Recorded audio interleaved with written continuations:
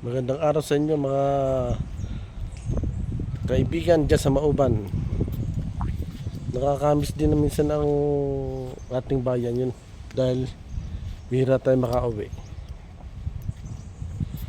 Tayo ngayon ay kasalukuyang nandito sa Tana, sa may parting Madagascar, bansa ng Madagascar. Tayo ay naka-check-in ngayon dito sa Platyoks Hotel. Platyoks Hotel. Relais del Platyoks Hotel. Yun.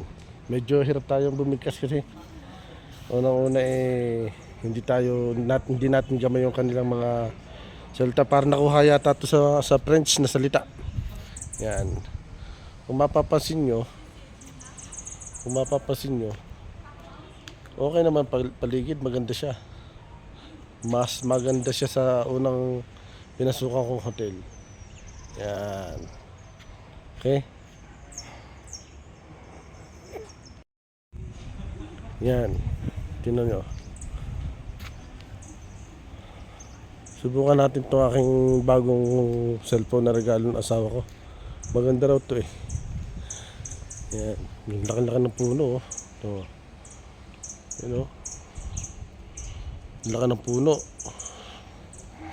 Tapos itong kabila oh. Isipin mo. Oh. Diba? Nakakamangha. Mas nakakamangha siya pag nakita mo siya ng personal. Kasi walang ganitong puno sa atin eh.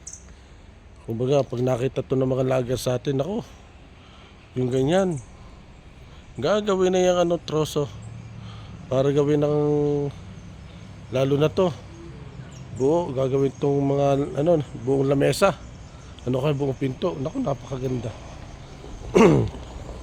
Tapos pagpasok natin dito, yan, kung makikita nyo mga halaman,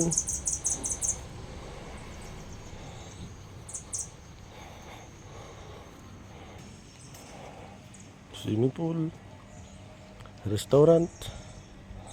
Ayan, medyo madumi na nga lang yun kasi niwa ng mga puno. Ayan, katulad yan oh. Mga puno. Dito ngayon yung ating hotel room. Ayan. Ayan, medyo magandang paligid, hindi yung katulad ng creepy na pinunta ko nung nakaraan na mapuno. Kala ko ba nandun ka sa wrong turn. Yan. Pag nakita mo to, ito ngayon ang room ko. Yan, itong room. Buksan natin. Kasi nakaprepare na tayo. Yan, magulo na. Iba kasi tayong gumalaw eh. Lalaki tayo. Magulo na kasi paalis tayo. Yan, tubig, kapehan, TV. Yan, CR. Tapos paliguan. Yan. Ang kaibahan nito, yung CR nila, wala siyang panghugas ng puwet. Pero respeto sa kanila kasi yun talaga yung kanilang sigurong kultura. Hindi katulad natin sa Pilipinas na meron tayong panghugas ng puwet. Kailangan malinis ang puwet natin. May aircon. Usually may aircon. May phone. Yun. Kumbaga typical na kung anong meron sa loob ng hotel room. Yan. Diba? Salamat sa aking kumpanya. Tayo binibigyan ng ganitong pagkakataon, opportunity para tayo ay makatulog sa ganito na wala tayong binabayaran at makakain tayo ng maayos na wala rin tayong binabayaran. Maraming salamat po. Ito nga po palang buhay dito. Nawawalan po ng aircon dito. Yan, nawawalan. Ewan ko po kung bakit nakawala dito ng aircon. Ng kuryente.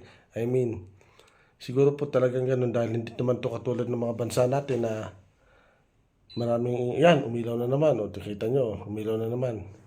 Ganyan po talaga kasi ang bansa po na to hindi siya ganun na mayaman. Hindi katulad ng bansa natin na marami tayong mga power plant, hindi na mga iba't ibang klase ng power plant. Ang kagandahan lang dito, siyempre, ang kultura nila para Pilipino rin. Yan ang pinakamaganda. O sige po, hanggang sa muli. Maraming salamat po sa inyong panonood. Kahit hindi naman tayo sikat. Maraming salamat and God bless you all.